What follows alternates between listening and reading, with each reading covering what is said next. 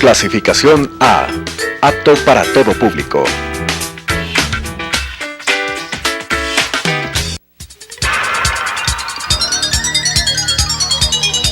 Las opiniones vertidas en este espacio por la producción y dirección del programa son de exclusiva responsabilidad de sus autores y de quienes intervienen en ellos.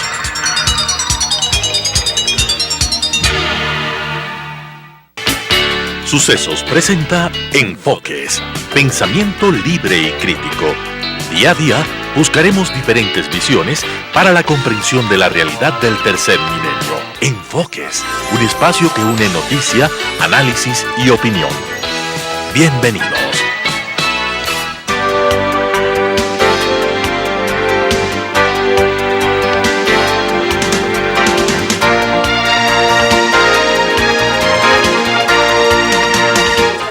Como lo habíamos anunciado, damos la bienvenida a Fabricio Villamar. Él es asambleísta del Bloque de Creo, con quien queremos hablar sobre lo que han sido ya 2 meses de trabajo en la Asamblea, cómo mira él qué ha sucedido con el CAL, con el Consejo Administrativo de la Legislatura, sobre todo frente a lo que fue el planteamiento de un juicio político al vicepresidente Jorge Glass, que no se dio paso para que vaya a la Corte Constitucional.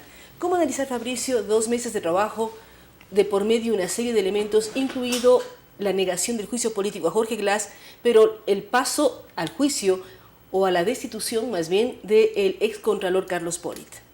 Buen día, Claudia, amigos, amigas, qué gusto poder conversar con ustedes. Bueno, recordemos cómo fue el juicio político a Carlos Pollitt. A él no había que destituirle porque ya había renunciado. Entonces se trató de un juicio político a un funcionario que además ya estaba fuera del país, y la fundamentación que se utilizó para eso, nosotros pensamos que tenía mucho sentido que se utilice también para el juicio político al vicepresidente de la República. ¿Ustedes buscaban una fundamentación similar para los 2 juicios? Lo que pasa es que tal vez falta clarificar qué es la responsabilidad política que tienen los funcionarios que están en ejercicio de sus funciones. Y a partir de eso poder graficar por qué hay responsabilidad del vicepresidente en los casos de corrupción que existen en el Ecuador. Mediante un decreto número 15, el expresidente Rafael Correa le encargó al vicepresidente Jorge Glass la coordinación, control, supervisión, evaluación, seguimiento de no solamente los ministerios coordinadores, de los ministerios ejecutores, sino adicionalmente de los proyectos que se realicen en estos sectores. Y lo que nosotros decimos es que se le encargó, por ejemplo, el sector de telecomunicaciones. En el sector de telecomunicaciones hay corrupción. Se le encargó el área petrolera. En el área petrolera hay corrupción. Se le encargó el área eléctrica. En el área eléctrica hay corrupción.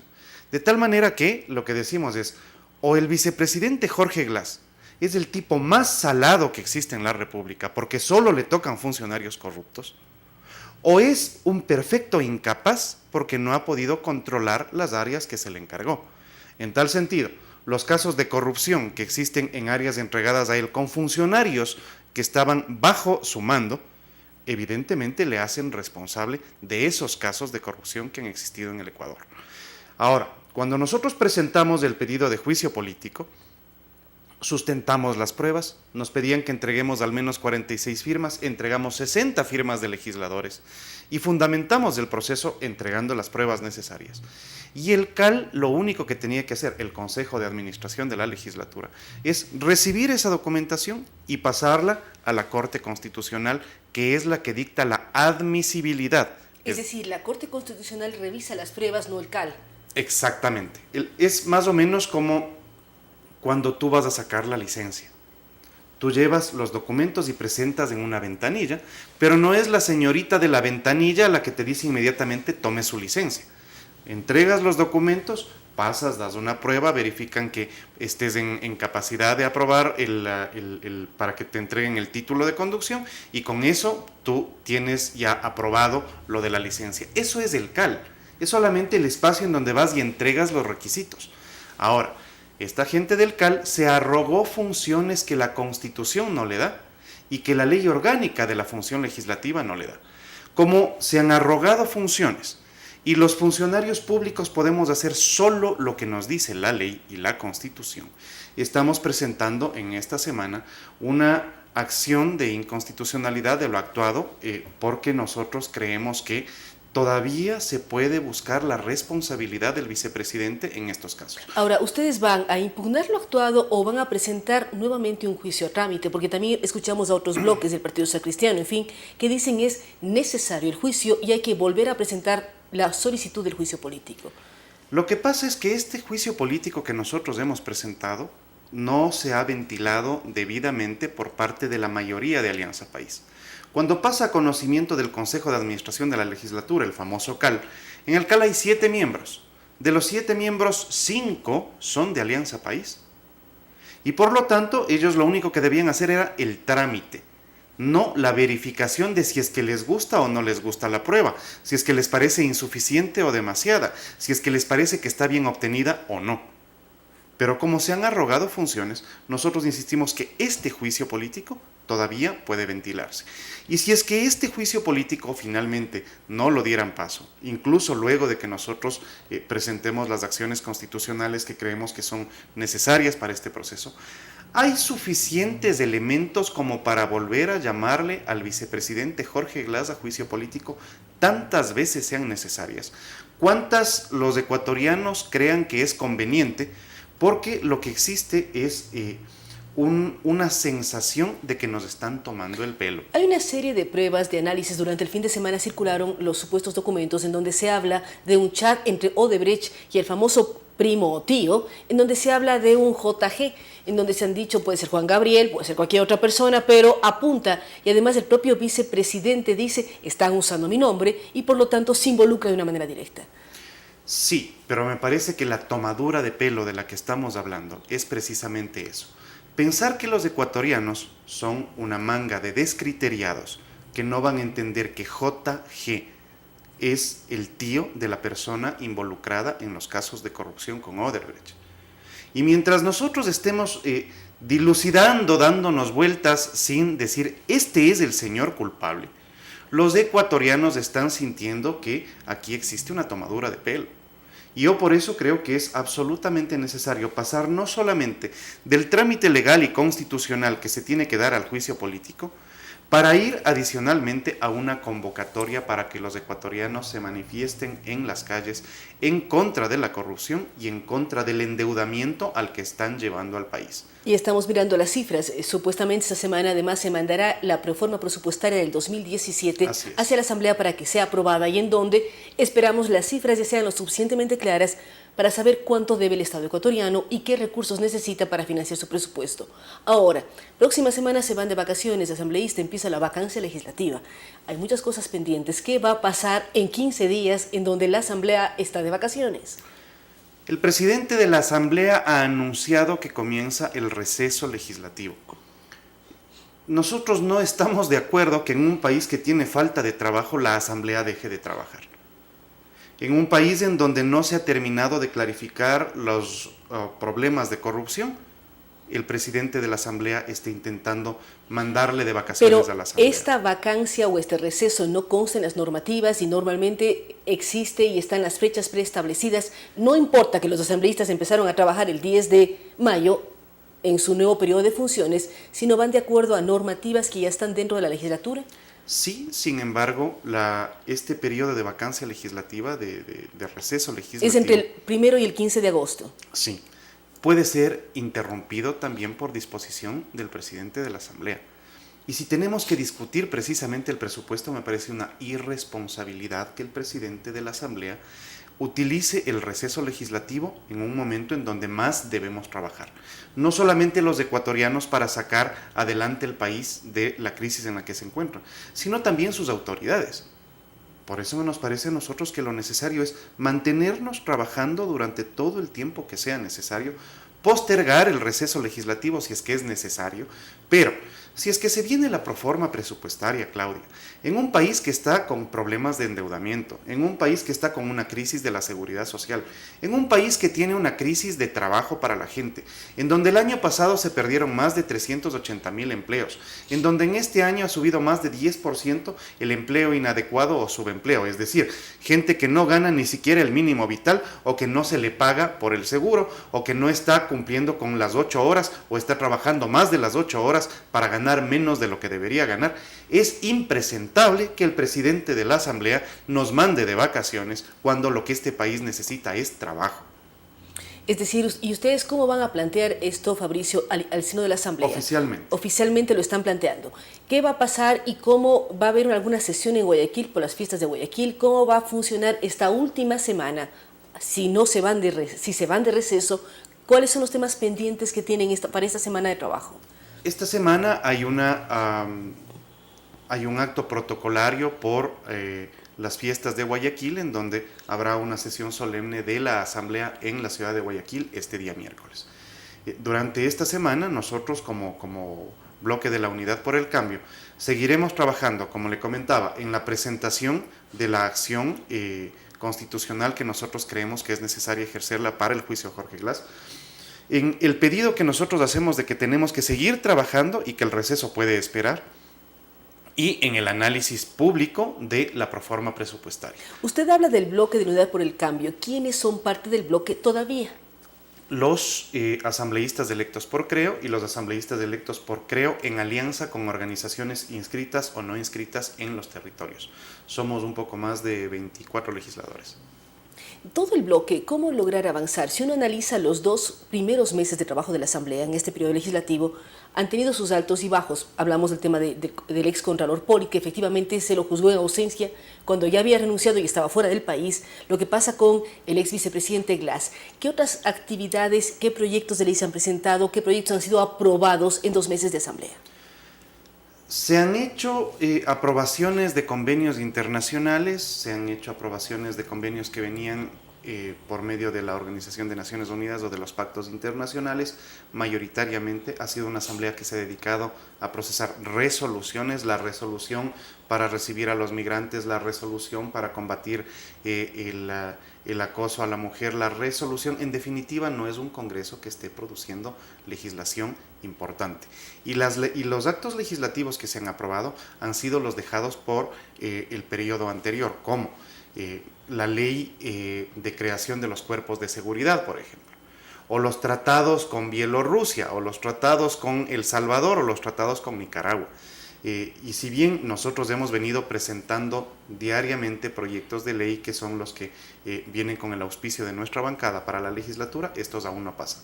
Posiblemente lo más importante que se consiguió en los últimos días es la aprobación de una reforma a la ley de los bomberos para poder garantizarles que los recursos que ellos necesitan sean cobrados en la factura eléctrica, porque hasta eso les estaba quitando el gobierno. Si recordamos las movilizaciones, los reclamos de los bomberos, porque no aceptaban el hecho del cobro en la factura de energía eléctrica, sino que tenía que ser un cobro adicional realizado por ellos. Eso ya está arreglado entonces. Está superado ese problema, entonces se garantiza que los bomberos de todo el Ecuador tengan los recursos suficientes dentro de la factura de energía eléctrica con rubros separados, ¿no? De tal manera que con esto evitamos que hayan estas pequeñas localidades que además tenían que encargarle al municipio que en quiteño les dé cobrando la plata para poder funcionar. Ahora, ¿cómo el sistema de bomberos se financia en función de las tarifas eléctricas? Hay ciudades con muy pocos habitantes que además van a requerir apoyo del gobierno. Eso es de lo que se tiene que hablar en este momento, Claudia. Es decir, en un país que tiene tal crisis económica, que suspendamos las actividades no tiene sentido. Es muy duro pensar esto, que se van de vacaciones y hay cosas pendientes. Usted también hablaba, asambleísta, de llamar a las calles, convocar a la ciudadanía para que rechace y reclame o analice más a profundidad el tema de corrupción y otros temas pendientes. ¿Qué significa esto de llamar a la ciudadanía? ¿Un posible referéndum, consulta popular? Cosas, Claudia. ¿Qué ocurre con eso? Son dos cosas. La primera, lo que estamos viviendo es que la mayoría de Alianza País bloquea las posibilidades de que los corruptos sean destituidos. y que algunos vayan a la cárcel. Cuando vino el fiscal a la asamblea, lo que dice es que hay gente que está vinculada a los casos de corrupción que tiene fuero de corte. ¿Qué personas tienen fuero de corte? El presidente, el vicepresidente, los ministros y los asambleístas. Y nosotros necesitamos que nos digan qué personas son las que están implicadas en casos de corrupción. Porque en el caso de la asamblea, podría ser que nosotros estemos compartiendo el espacio de la asamblea con alguien que ha tenido casos de corrupción con Odebrecht, entre otras empresas. Y esas son las cosas que nosotros estamos pidiendo que sea transparente, pero la mayoría de Alianza País bloquea esa posibilidad. Entonces lo que decimos es, esto tiene que trascender la asamblea, el espacio, el hemiciclo, para que adicionalmente sean los ecuatorianos los que protestan por los casos de corrupción. En definitiva, hay que organizar la indignación de los ecuatorianos para que manifiesten en contra de los casos de corrupción, pero adicionalmente en contra del altísimo endeudamiento al que se está llevando al Ecuador. ¿Quién es el que finalmente va a pagar la deuda, Claudia? Son los ecuatorianos. Si en este momento hay un niño que esté naciendo en la maternidad Isidro Ayora, antes de que le pongan el pañal, ya está debiendo $3.700 a este país. De eso estamos hablando, del endeudamiento agresivo que tuvo el gobierno de Rafael Correa, y esa deuda la tenemos que pagar los que nos quedamos en el Ecuador. Pero al mismo tiempo exigimos al Estado o al gobierno que continúe con obras, lo cual significa más endeudamiento o que pague puntualmente los salarios. Todos los burócratas no necesariamente, necesitan. Claudia, lo que estamos diciendo es, obras hay que hacerse. Lo que decimos es que cuando se contratan las obras no se roben la plata, porque estas obras siempre pudieron ser más baratas para los ecuatorianos, porque estas obras siempre pudieron ser financiadas de otra manera y no con créditos tan caros con los chinos y a tan corto plazo. Nadie dice que no se hagan obras. Lo que decimos es que las obras tienen que costar lo lógico, no 17 millones de dólares por un kilómetro de carretera, Claudia. Hay la referencia directa a la ruta Collas. ¿Qué hacer? La pregunta de los que hacemos, nos hacemos ecuatorianos frente al control político, los políticos, la asamblea o cualquier otro sector es, si ya pagaron eso, ¿cómo recuperar la plata que se llevaron? Porque también eso falta de acuerdo a la legislación. ¿Qué se hace con un funcionario que en un momento dado aceptó un sobreprecio, recibió dinero en sus cuentas o en la de sus familiares? ¿Qué hacer para que esa plata sea devuelta? Pues que ahí tienes varias responsabilidades. La primera es la responsabilidad penal que tiene que tener el funcionario. La segunda, la responsabilidad política, porque no puedes dejarle que siga actuando en el espacio de ministro, de vicepresidente o de ministro coordinador. Entonces, estas personas, en primer lugar, tienen que dejar los puestos. Esa es la responsabilidad política. Es el juicio político, la censura y la destitución. Pero el juicio adicionalmente político tienen que no tener significa, las responsabilidades por más que censure penales. la asamblea, no necesariamente deben renunciar.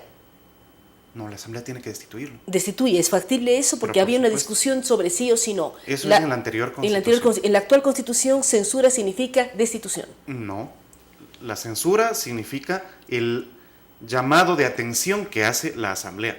Y la destitución es la pena que impone la asamblea al funcionario que no ha hecho bien su trabajo. Para poner un ejemplo, en el caso del ex contralor Polit, fue censurado.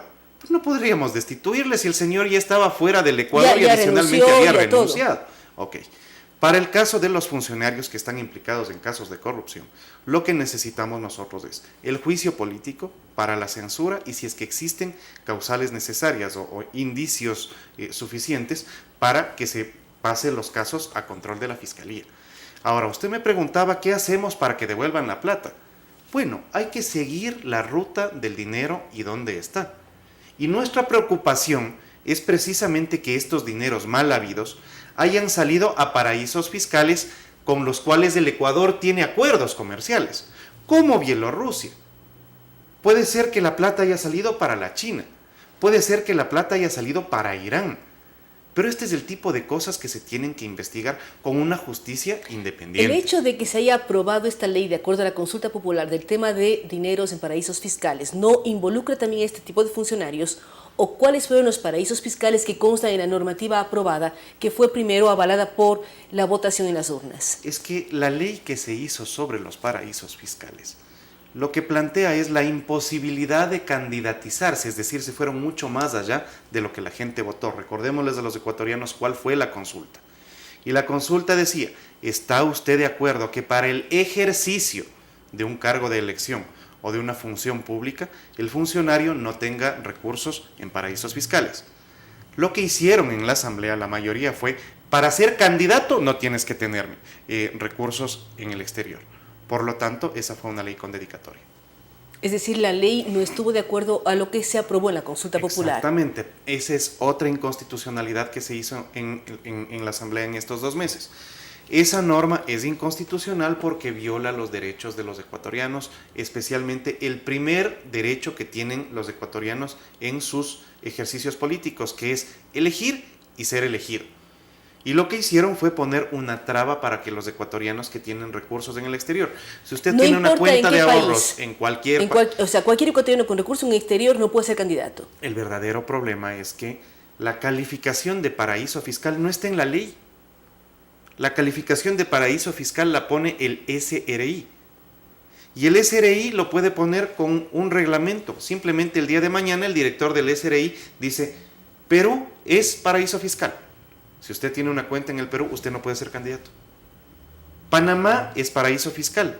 Colombia es paraíso fiscal, de acuerdo a lo que se le ocurra al director del SRI. Por eso es absolutamente inconstitucional esa norma. ¿Por qué? Porque es la Constitución la que determina cuáles son los requisitos para ser candidato. Si usted pone en una norma inferior una prohibición adicional, sabiendo que la Constitución es la norma de más alta jerarquía, esta de aquí abajo tampoco tiene aplicabilidad, Claudia. Entonces, esa norma fue inconstitucional. La norma para dejar que en el Ecuador entren transgénicos es inconstitucional. La norma que se hizo para que existan cuerpos de seguridad privados en el Ecuador es inconstitucional. Al margen que se utilice o no se utilice, porque el presidente Lenín Moreno dice que no va a hacer. Porque la ley está creada. El hecho de que no se los utilice es otra historia, pero la ley está creada. Otra cosa sería si es que el presidente manda un proyecto para la derogatoria de esa ley. En tal sentido, si es que hacemos un balance de estos 2 meses, en estos 2 meses la mayoría ha hecho lo que ha querido en la Asamblea, incluso aprobar normas inconstitucionales.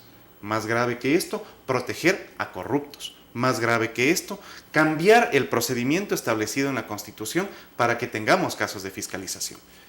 Creo que estos 2 meses lo que nos dicen es, se puede haber cambiado de presidente, pero no se cambiaron las formas y el fondo sobre el cómo Alianza País ha hecho la política en estos 10 años y medio. Y sigue manejando la Asamblea. Y por eso nosotros planteamos que el punto de inflexión para poder cambiar este país lo tienen que hacer los ciudadanos protestando contra la corrupción y contra el endeudamiento agresivo al que nos ha conducido el mal manejo económico de Alianza País estos 10 años y medio. Muchísimas gracias a Fabricio Villamar. Con él hemos hablado de varios temas. Uno de ellos, el tema fiscalización. Él menciona y dice, se va a exigir efectivamente que el juicio sea dado al trámite. El CAL, según su criterio, únicamente tramita y da paso y envía a la Corte Constitucional, quien evalúa y revisa las pruebas para ver si el juicio al vicepresidente Jorge Glass es o no procedente. Así es que ellos van a exigir que el juicio nuevamente sea analizado y enviado a la Corte Constitucional. Por otra parte, ellos mencionan que van a exigir al señor presidente de la Asamblea Nacional, doctor José Serrano, que no vaya a receso legislativo. Ellos señalan, es importante que el país entero trabaje, la Asamblea trabaje, más aún cuando está por enviarse la proforma presupuestaria del 2017, un hecho importantísimo para saber si se conoce o no el monto real de la deuda y los problemas económicos que puede enfrentar el Estado ecuatoriano. Gracias a Fabricio Villamar, gracias a ustedes que nos acompañan. Vamos a ir a una pausa, luego de la cual estaremos dialogando con Andrés Quispe, quien es el presidente de la FEU, la Federación de Estudiantes Universitarios del Ecuador. Con estas ideas y opiniones, regresamos con Enfoques.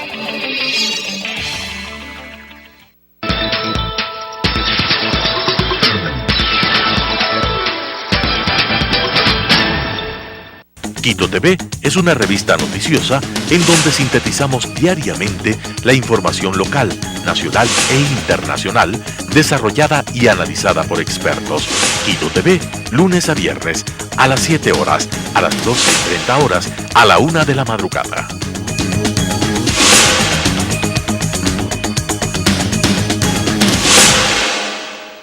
La historia está hecha de lo que unos quisieran olvidar y lo que otros no pueden olvidar. Es tarea del historiador averiguar el porqué de lo uno y de lo otro, Carlos Freire la asume con grandes y pequeñas historias de la historia. Lunes y jueves, 17:30. Reprise, sábados y domingo a las 21 horas.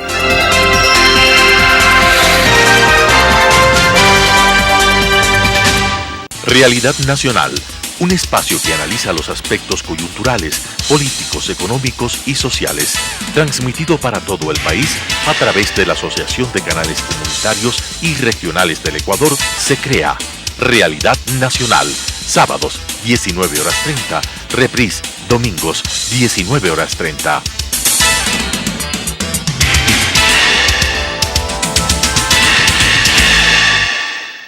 Conozca también.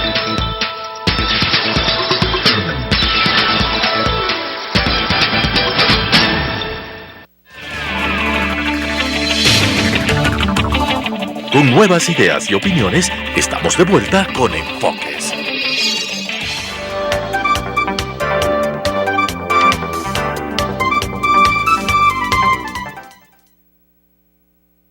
Por estar con nosotros. Precisamente estamos conversando con Andrés Quispe, él es presidente nacional de la FEWE, para hablar sobre la reforma planteada por ellos que tiene que ver con las reformas a la Ley Orgánica de Educación Superior, una reforma entregada a la Asamblea Nacional que en este momento le están socializando en diferentes sectores del país, entregando a los asambleístas provinciales y demostrando las inquietudes que tienen los estudiantes universitarios frente a reformas de la Ley Orgánica. ¿Qué significa? ¿Qué reformas plantean ustedes cuando vemos que hay un cambio incluso en el hecho de que cualquier estudiante puede ir a cualquier universidad pese a los resultados del ser bachiller? Bueno, buenos días, gracias por la oportunidad. Quisiera iniciar señalando que no es primera vez que la FEWE presenta un proyecto de reforma. En el 14 de marzo del 2011 presentamos al arquitecto Cordero. En el 2015 también presentamos a Gabriela Rivadeneira, otro proyecto de ley, que sin embargo las dos iniciativas de los estudiantes universitarios se archivaron. La última fue presentada el 12 de julio. Y la última fue presentada el 12 de julio. Ustedes se fueron archivadas. ¿Por qué no dieron oídos a los planteamientos de los estudiantes frente a su ley, la ley que maneja las universidades? Bueno, mira que la segunda vez presentamos con 400.000 firmas de docentes y estudiantes universitarios. Yo creo que en ese momento se archivó porque teníamos una asamblea legislativa, como en su momento fue calificada como un comportamiento vejuno. Ahora es palpable de que la Universidad Ecuatoriana está viviendo serios problemas. Perdóneme un instante que le interrumpa. ¿Por qué dice que la segunda vez fue archivado por comportamiento ovejuno? Mire, un proyecto de ley que presentamos con más de 400.000 firmas por iniciativa popular, con estudiantes, firmas de estudiantes universitarios, de docentes, de trabajadores, y aún así la expresidenta le pareció de que este proyecto no era competente. Ahora presentamos por tercera ocasión, días atrás, con el fin de aportar a la problemática educativa que nuestro país está atravesando, siendo consecuentes a ese llamado al diálogo que se ha hecho desde el Ejecutivo. Solo el hecho de que estén 500.000 de bachilleres fuera de la universidad ya expresa que la educación superior y la educación en el país tiene serios problemas. Por eso es que la FEWE ha planteado la reforma a 40 artículos de los 211 que contienen la Ley Orgánica de Educación Superior. Ustedes hablan sobre todo, entre los temas, el acceso a la educación superior, pero también hablan del primer empleo, de pasantías, de una serie de elementos que involucran a toda la población universitaria. ¿Cuáles son los principales planteamientos que ustedes hacen para reformar la ley que fue aprobada en el 2010? Ya tiene 7 años de vigencia. Sí, estamos a 2 meses de que se cumpla 7 años. Fue aprobada el 12 de octubre del 2010. Y claro, creemos que es necesario discutir el ingreso a las universidades. 500.000 de bachilleres fuera de la universidad, apenas el 0,03% de jóvenes están postulando para carreras de ingeniería, insértese ahí agricultura, entre otras. Es decir, el bachillerato no está preparando a la juventud para cambiar la denominada matriz productiva. ¿Usted qué estudia? Perdóneme. Yo estudié ciencias sociales.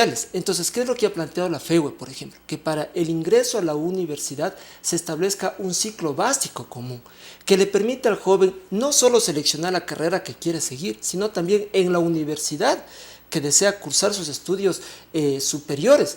pero creemos que esto debe ir de la mano con una reforma al bachillerato.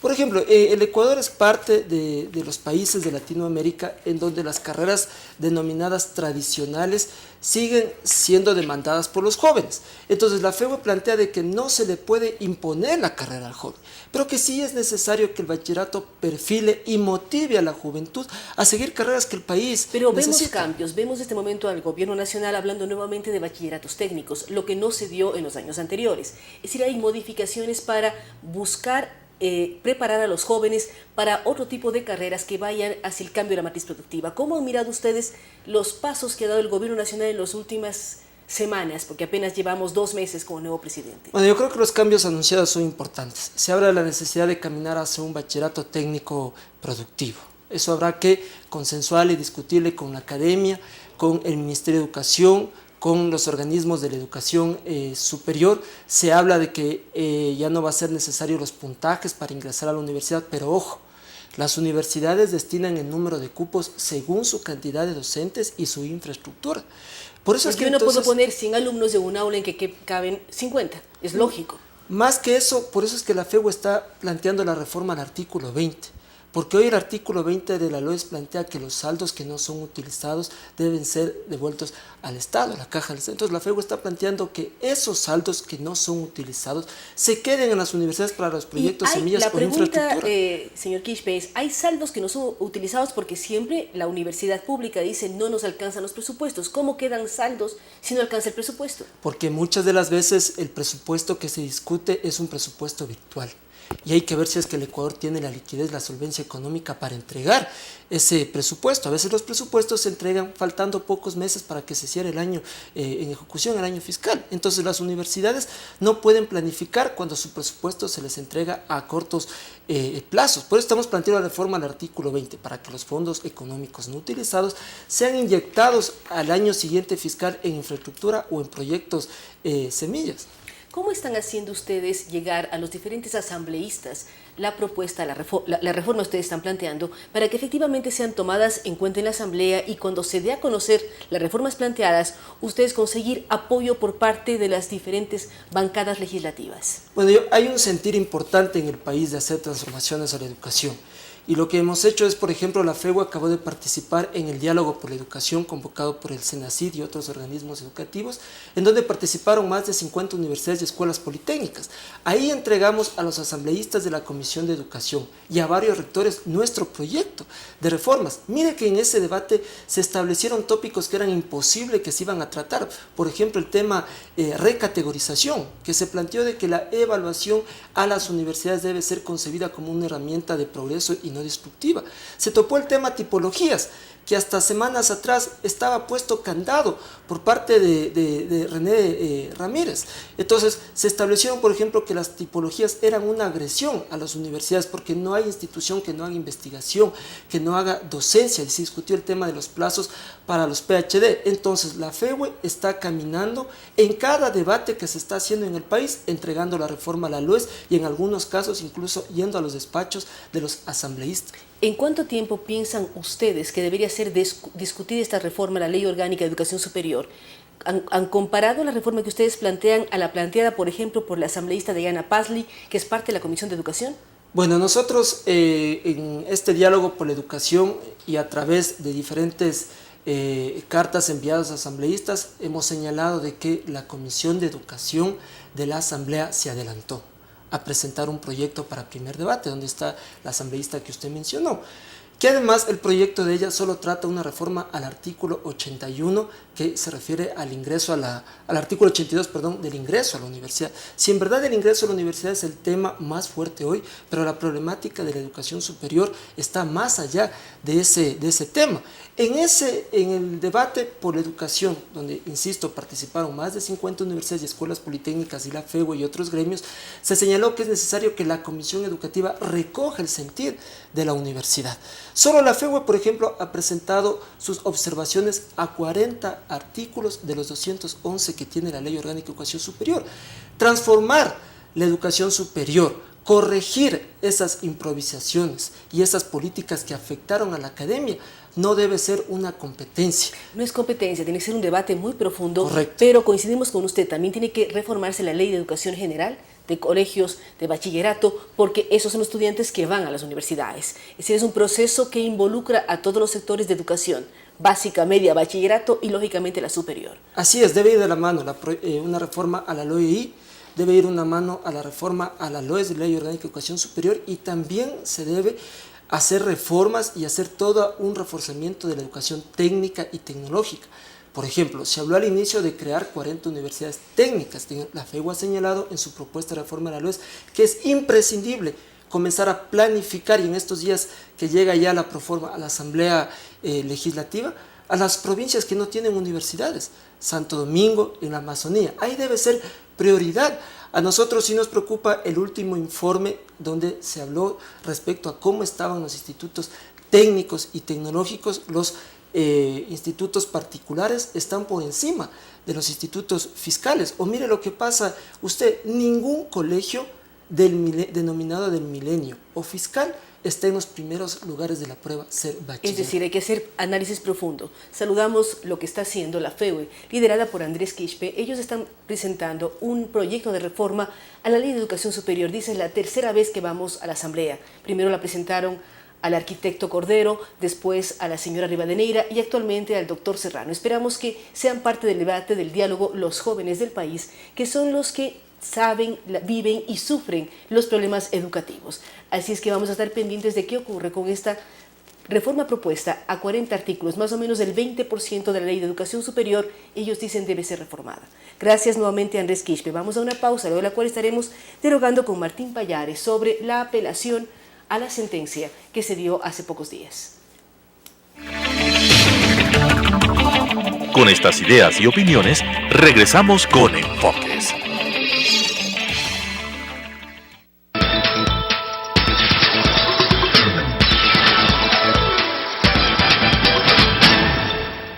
Quito TV es una revista noticiosa en donde sintetizamos diariamente la información local, nacional e internacional, desarrollada y analizada por expertos. Quito TV, lunes a viernes, a las 7 horas, a las 12:30 horas, a la 1 de la madrugada.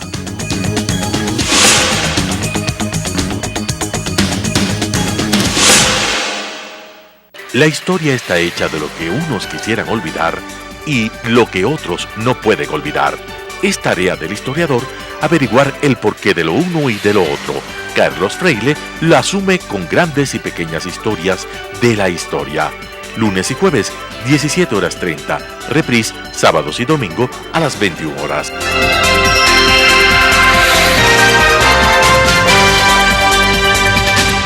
Realidad Nacional. Un espacio que analiza los aspectos coyunturales, políticos, económicos y sociales, transmitido para todo el país a través de la Asociación de Canales Comunitarios y Regionales del Ecuador, se crea Realidad Nacional, sábados 19:30, reprise, domingos 19:30.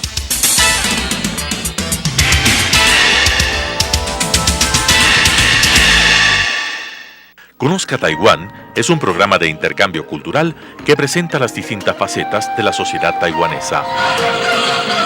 Conozca Taiwán, jueves 17 horas, reprise, sábados y domingos 19 horas.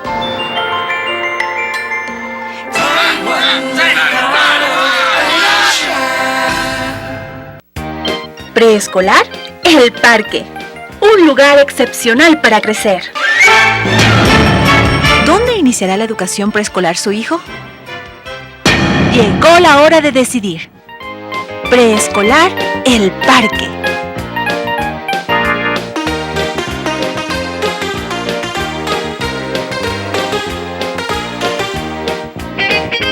Estamos ubicados en la calle Vaquerizo Moreno, E750, entre Diego de Almagro y Reina Victoria, frente al Parque Gabriela Mistral. Admisiones 099 73 72 081.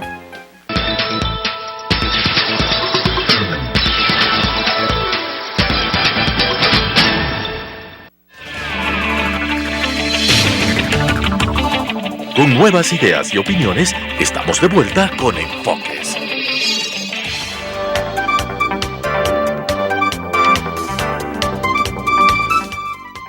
por estar con nosotros. Como lo habíamos anunciado, damos la bienvenida al periodista y líder de opinión Martín Pallares, con el queremos hablar sobre la apelación por parte del abogado Caupolicán Ochoa de la sentencia que se dio en días pasados, en donde se decía que no había suficiente peso o suficiente justificación para la demanda que le planteaba el expresidente Rafael Correa. ¿Por qué esta apelación, Martín? ¿Qué significa el haber escrito en un periódico digital y ser sujeto de demanda? Y fuera de micrófonos nos decía, en Cuenca, que reprodujeron el artículo en otro espacio digital, también fueron demandados. A ver, yo siempre encontré muy extraño que me demanden por el artículo que me demandaron.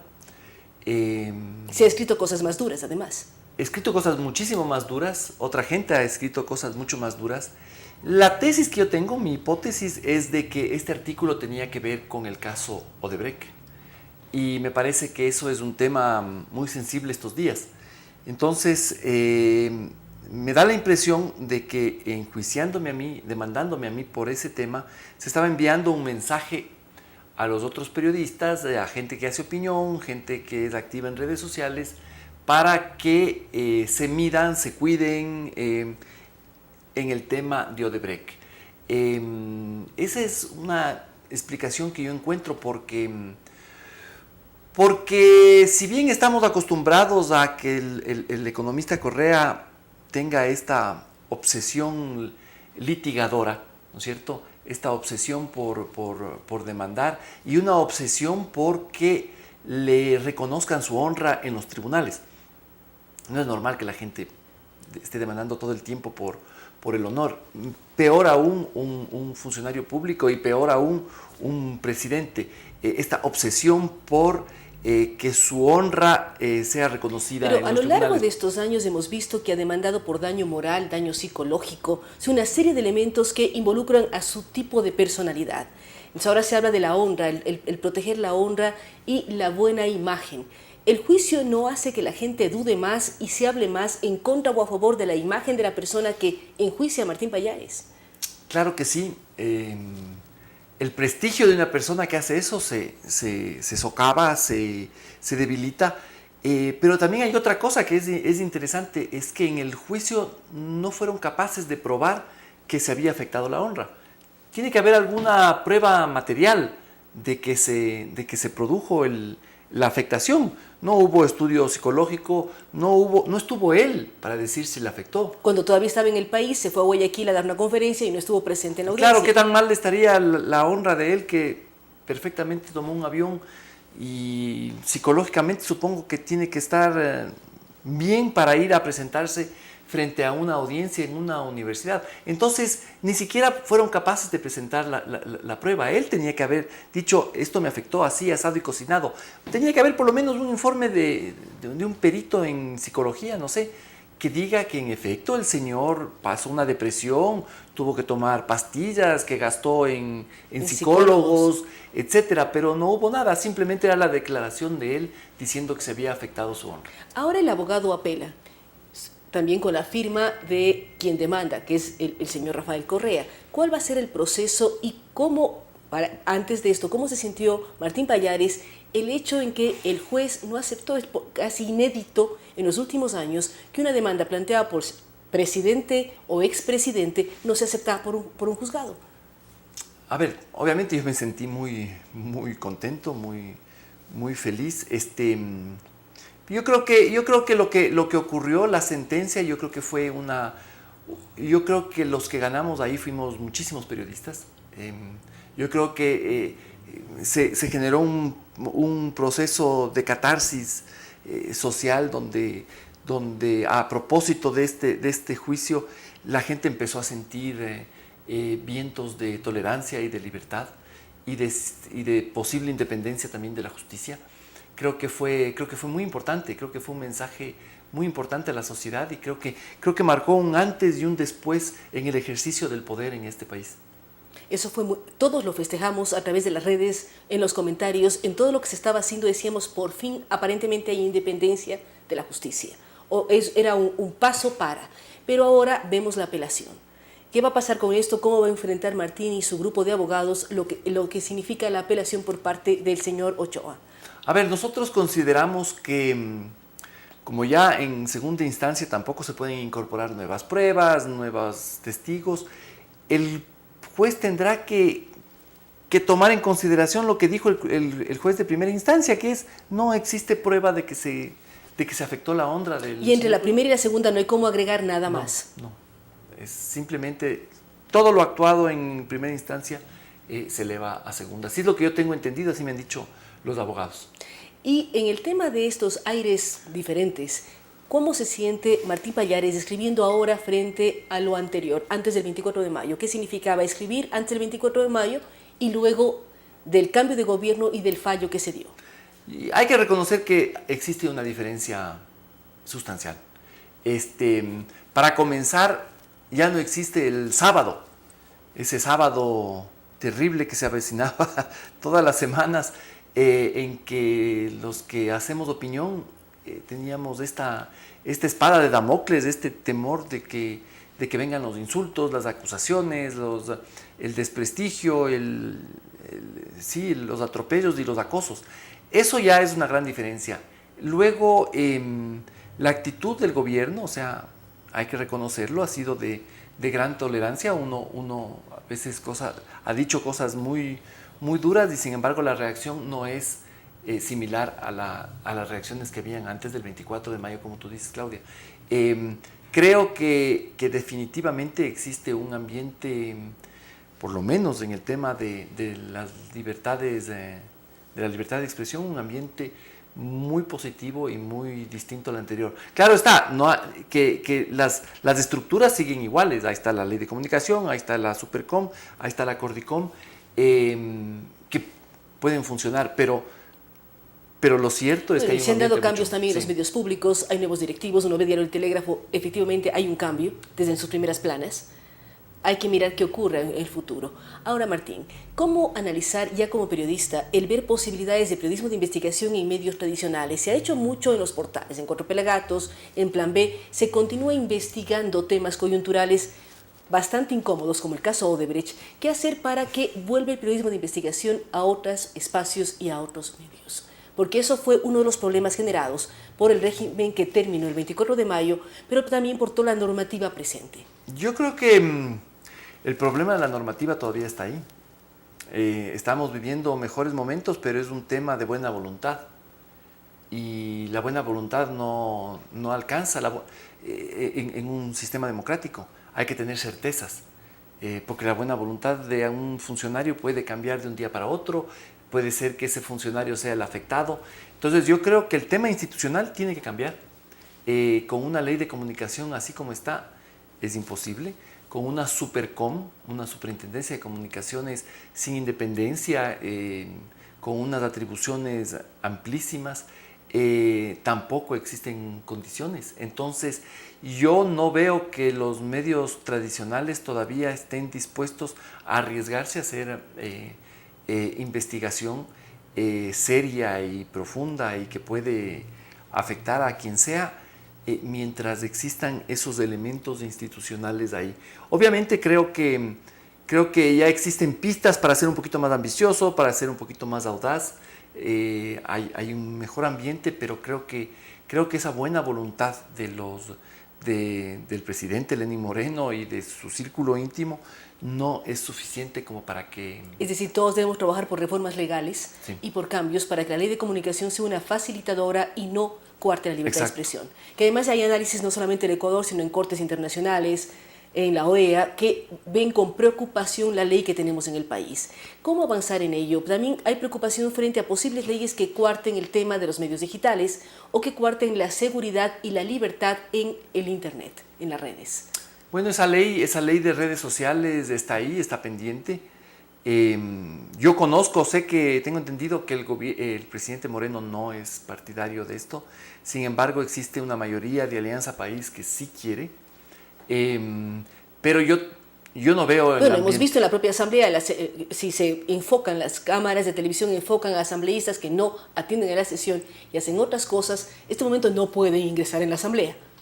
Sí. O sea, hay límites para el ejercicio de la prensa al interior del recinto legislativo. No, es completamente evidente que el sistema, el aparataje de coerción al periodismo está ahí, está ahí. Existen prácticas ya institucionales, incluso hasta culturales, modos de ver las cosas. La gente se cuida mucho y yo creo que la herencia de estos 10 años fue nefasta para los periodistas desde el punto de vista incluso cultural. Muchas veces yo he visto, hay redacciones donde los periodistas ya lastimosamente han adoptado la censura previa. La censura previa, y no solo eso, sino el razonamiento del censor. Se han vuelto censores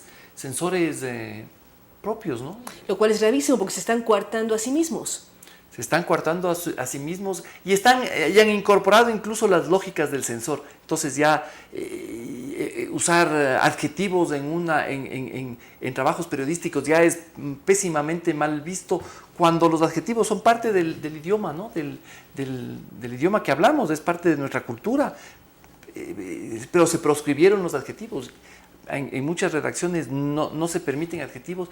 Y es una forma perversa en que los propios periodistas que están llamados a ejercer la libertad de expresión fueron adoptando ciertas lógicas del censor. ¿Qué ocurre con Cuatro Pelagatos, el portal del cual Martín es parte? ¿Qué ocurre? ¿Cómo están trabajando? ¿Qué otras propuestas están planteando? ¿Qué otras incorporaciones? Porque cada vez vemos nuevos articulistas que ingresan a Cuatro Pelagatos. Nosotros estamos ya son más de 4, lógicamente, ¿no? Nosotros estamos en un proceso, precisamente estos días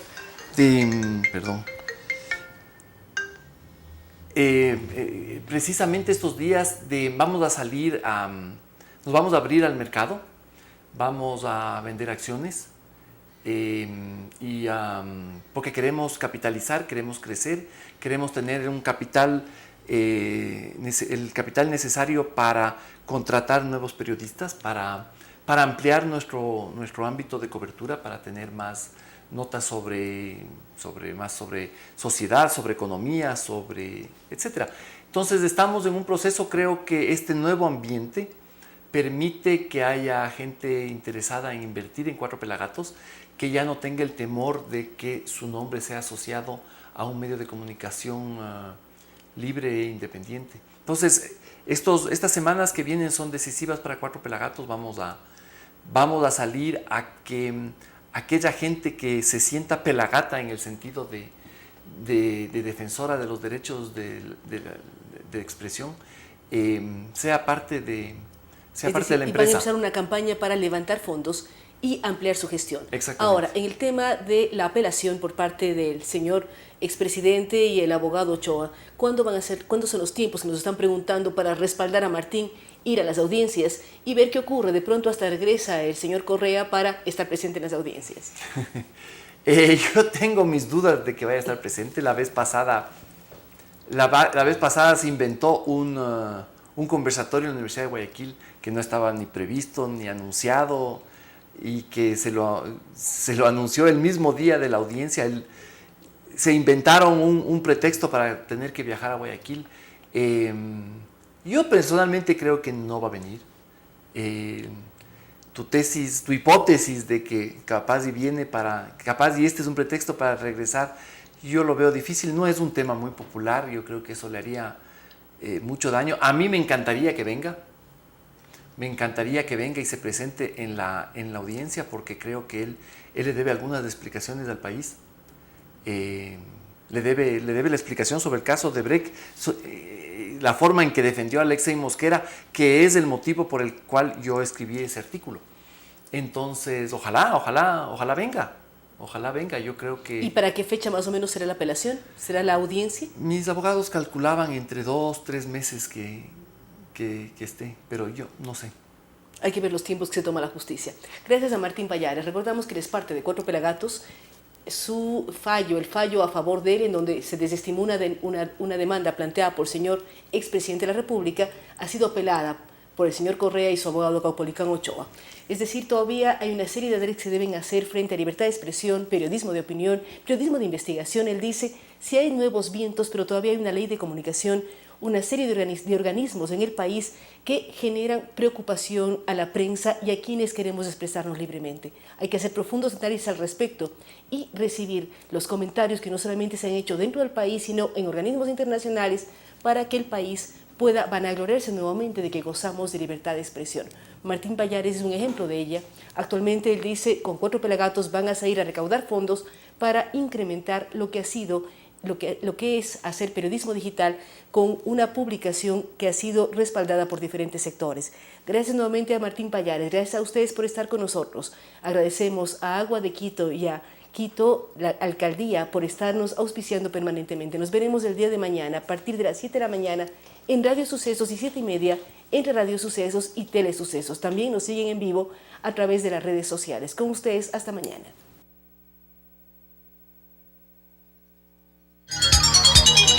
Las opiniones vertidas en este espacio por la producción y dirección del programa son de exclusiva responsabilidad de sus autores y de quienes intervienen en ellos.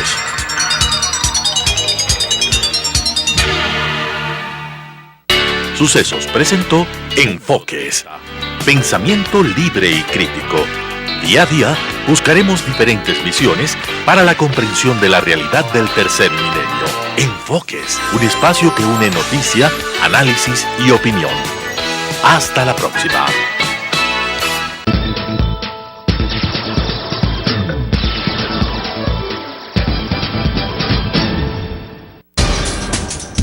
Telesucesos es un canal de televisión comprometido por entero a la noble tarea de comunicar con responsabilidad. Somos un medio de comunicación que educa, informa y entretiene con una probada ética profesional.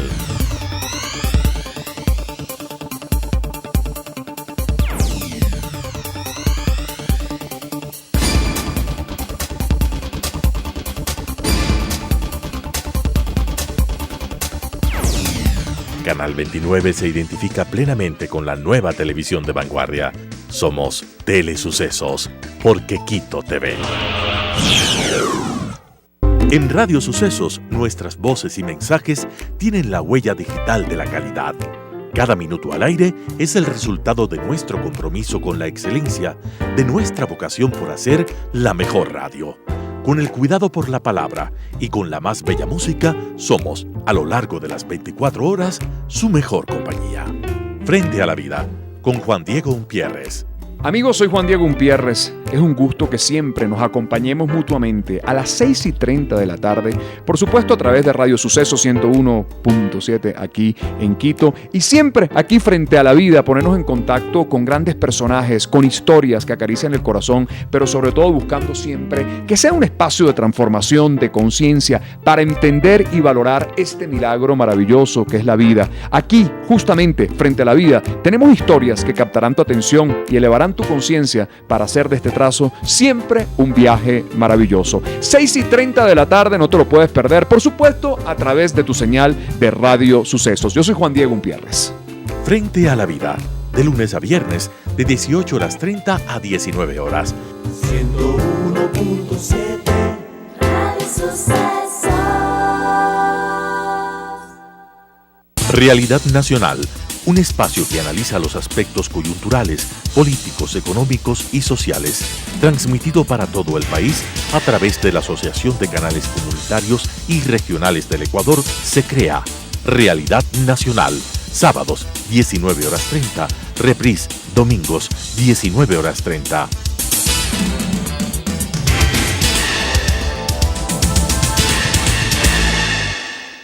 Economía en 3D. Analizando el panorama financiero de los principales sistemas económicos con el análisis de los economistas Rodrigo Espinosa, Daniela Ole y Mauricio Pozo. Economía en 3D, jueves 6 horas, reprise jueves 18:30.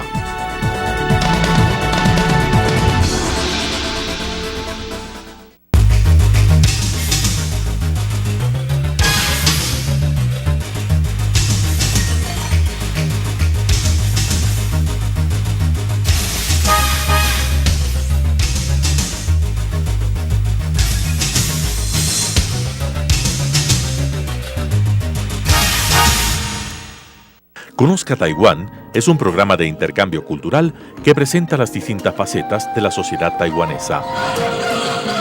Conozca Taiwán, jueves 17 horas, reprise sábados y domingos 19 horas.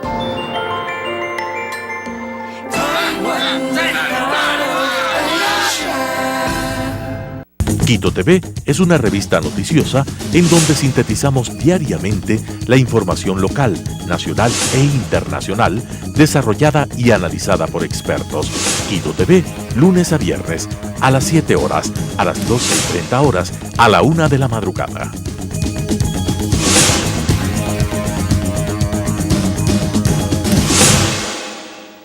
Misterio del Interior. Si estás cansado de no entender y no poder analizar en este país, llega Misterio del Interior con la conducción de Luis Eduardo Ulganco. Viernes 8 horas 30, reprise 19 horas, sábados y domingos 20 horas.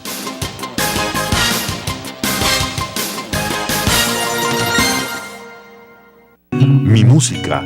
El escenario se abre para la presentación de artistas de todos los géneros musicales que son expuestos en este espacio que rescata a la música y a sus compositores. Mi música, de lunes a viernes a las 22 horas.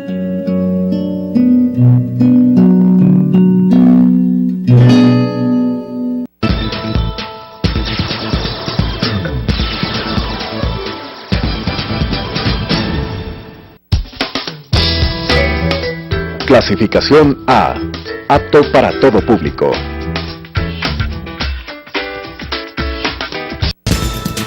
A continuación, Cocinando con Carmine.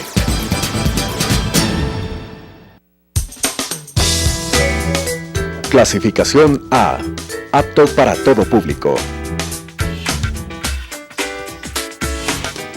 Sus comentarios, opiniones y sugerencias, hágalos llegar a nuestro correo electrónico cocinandoconcarmine@telesucesos.com.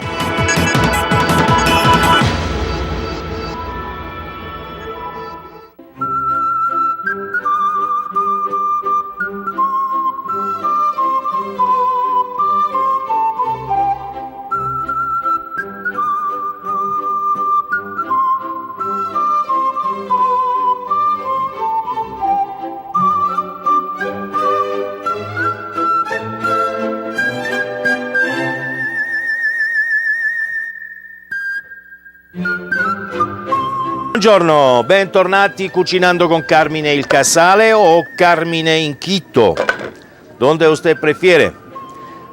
Hoy vamos a preparar escalopas de corvina envuelto en tocino. ¿Okay? El tocino le da un sabor óptimo al pescado.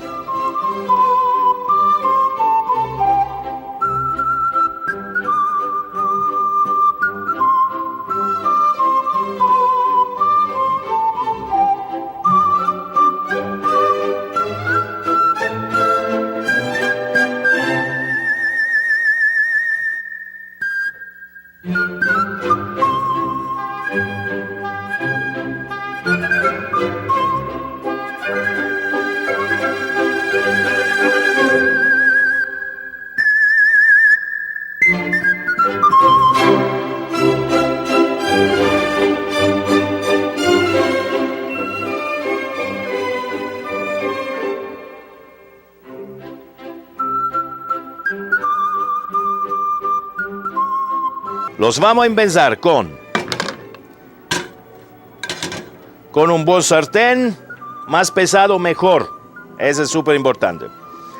Le vamos a poner aquí un toque de mantequilla, una nuez de mantequilla, con aceite de oliva extra virgen,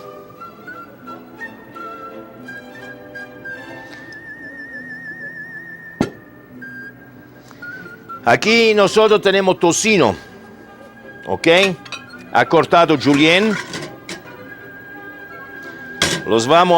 Yo ya tengo acá el tocino crujiente, solo vamos a usar al final, pero esto usted lo pone en un toque de mantequilla, un toque de aceite de oliva y lo hace súper crujiente. ¿Cómo está esto aquí? ¿Ok? Bien crujiente. Vamos a usar alcaparra. Si es posible la pequeñita, más pequeña mejor. Hay un tipo de alcaparra en Italia que es espectacular, es como una nuez grande. Pero aquí no tenemos. El tocino está bien.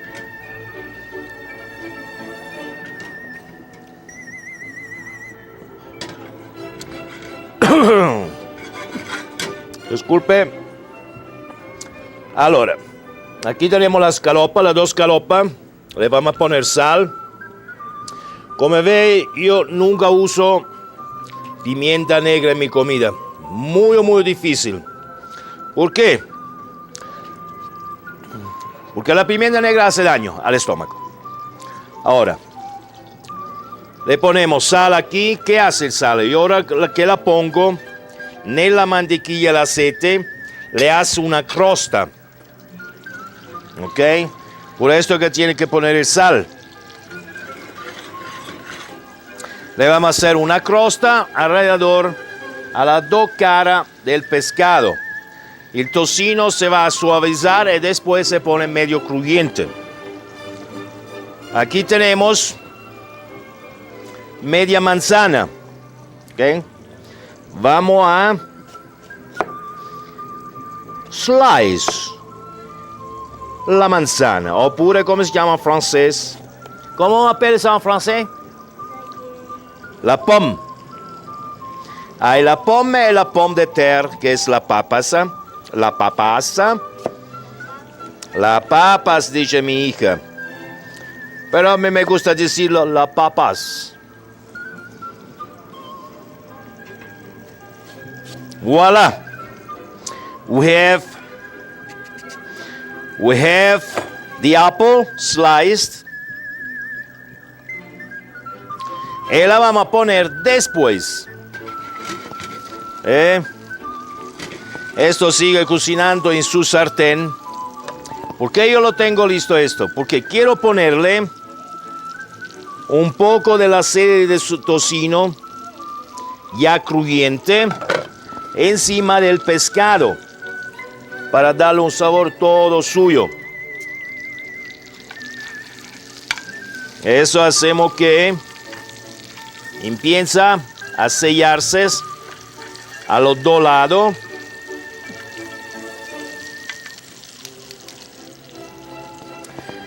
Aquí hemos preparado ¿qué? Un poco de espárragos, zanahoria, brócoli y papas para acompañar esto. Naturalmente hace seguro que no se quema la mantequilla con el aceite, eso es súper importante. Si se quema un poco, demasiado, cambie, use aceite fresco y mantequilla de nuevo. ¿Ok? Le pone el tocino también. El aceite de tocino encima de nuevo. Pero vale la pena que eso se vea fresco y no quemado. ¿Ok? Que si lo quemamos demasiado, la mantequilla se pone negra. Y nosotros no necesitamos un pescado que se ve negro de ambos lados. Vamos a picar un poco de perejil. Como siempre le he dicho, el perejil se tiene que usar solo la parte de la hojita pequeña. Porque lo stelo, como se llama en italiano, se llama stelo, es un poco amargo y venenoso. Naturalmente no lo va a matar, pero si usamos demasiado, a veces sí puede no hacer a la salud. A la salud mía. Aquí hacemos una pequeña bolita para picar más fácilmente el perejil. ¿Ok?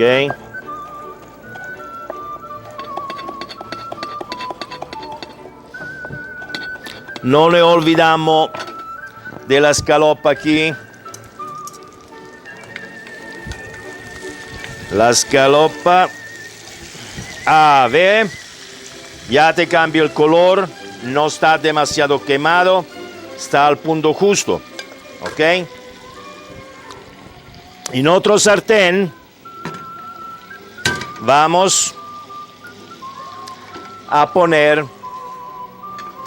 un poquito más de mantequilla. Una nuez, el menos posible, señores. Vamos a poner un toque de tocino ya crujiente. poco, por favor, ¿eh? Esto sirve... Necesito un toque de azúcar que no hemos olvidado. Un poco de azúcar necesito. Si es brown, mejor.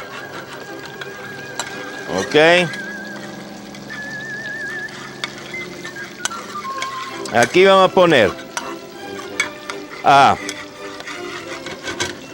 cocinar un toque de azúcar, un toque más de mantequilla. Y vamos a caramelizar la manzana. Ok.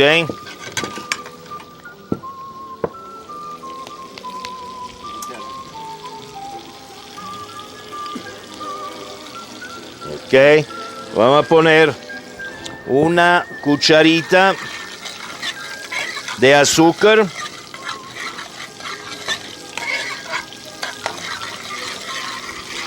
Con un toque de jugo de naranja. No nos olvidamos la naranja después en el...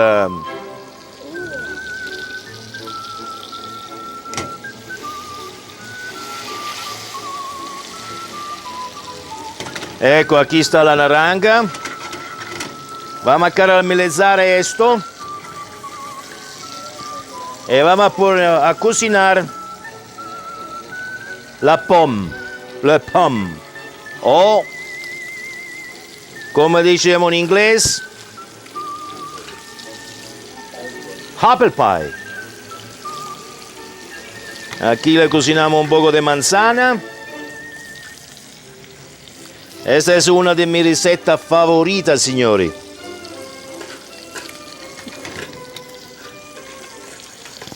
Más manzana mejor. La manzana hace bien a la salud.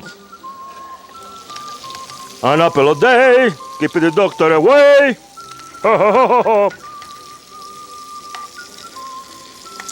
Ok, seguimos cocinando esta. Y la escalopa está aquí pegándose al sartén. Ah, súper. Eccola qua, perfecta. Le damos una vueltita más. Aquí estamos cocinando la manzana.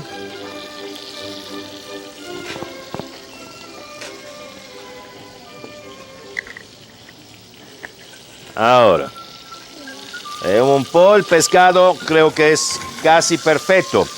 Tan perfecto que nos vamos a un corte, lo pruebo, veo si está bien, después de regreso. Gracias, signori. Corte, ciao, grazie.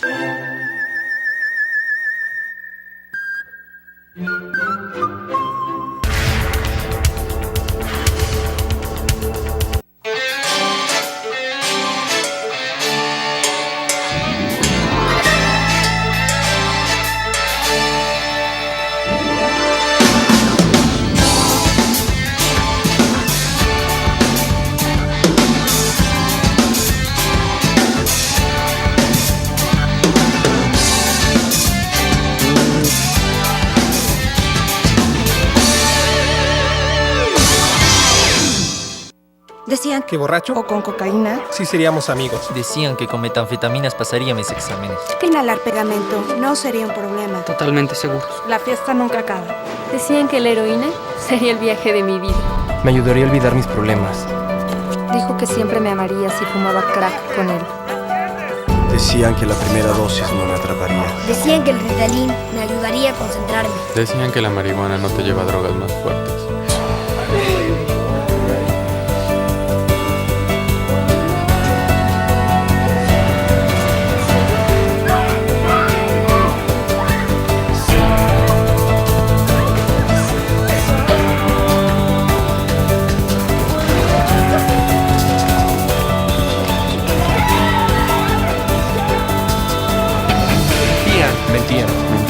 Mentía. Descubre la verdad. La verdad de las drogas. Vidasindrogas.org. Vidasindrogas.org.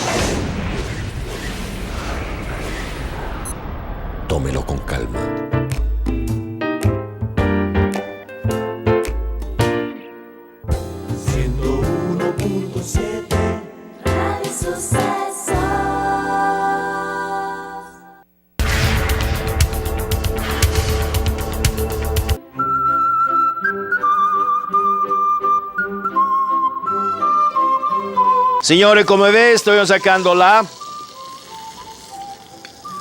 scalopa.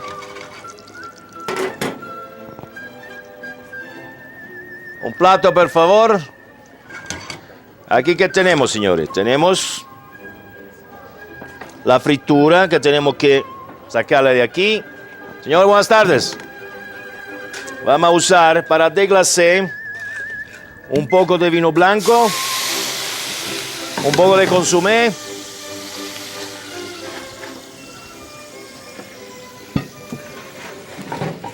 vamos a deglacé la parte donde ha cocinado el pescado con un toque de consomé.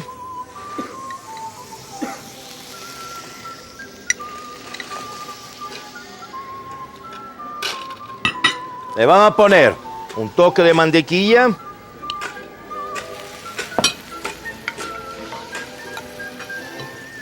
Y le ponemos a cocinar la alcaparra.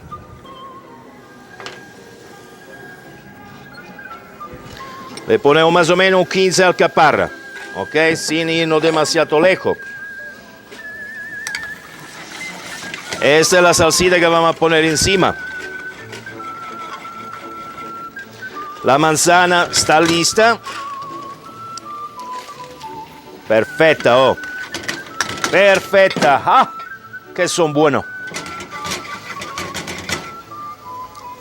Aquí vamos a poner. ¿Qué cosa vamos a poner aquí? Ya me olvidé. Mentira. Aquí vamos a poner los vegetales. Ok. Calentar los vegetales.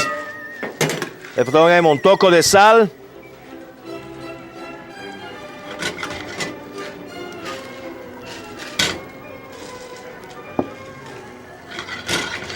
Sin demasiado salsa, por favor, aquí. Tiene, como se dice en gergo italiano, rosolar los vegetales, rosolarlo.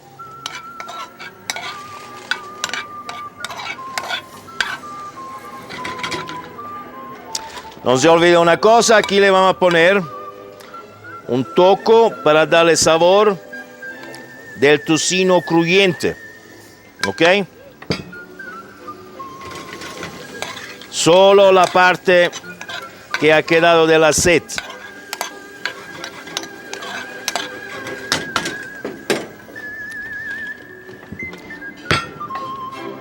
Stai fermo. Stai fermo. Non ti voglio vedere così. Finito. Allora, ¿qué tenemos aquí? La manzana. ¿Cuánto tiempo queda, giovane? 6 minutos, sí, tenemos todo el tiempo del mundo aquí.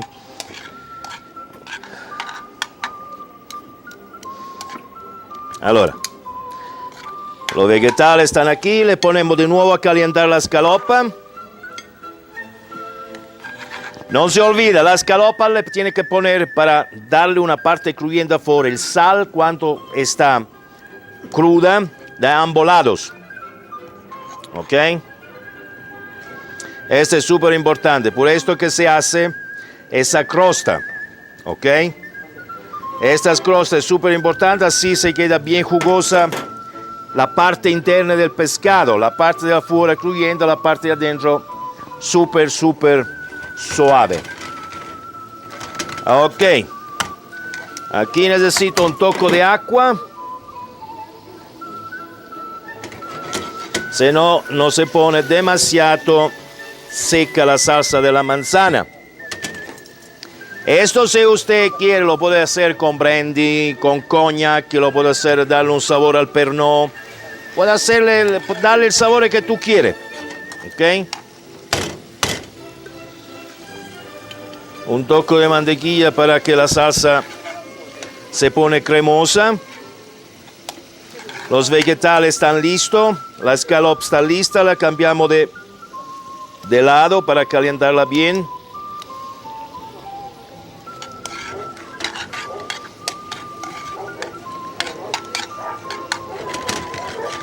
Ok, signori. Allora vamos a poner la manzana aquí.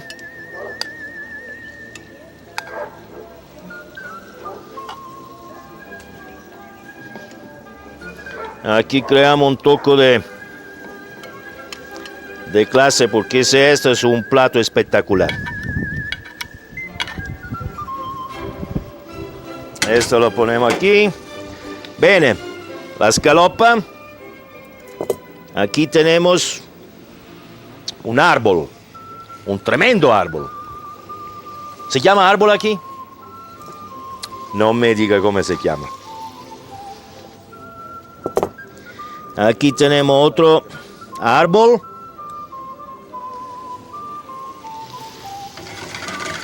La salsa la tiramos un poco. Hacemos así, que es más fácil para ti. Ecco qua. Ponemos las papas.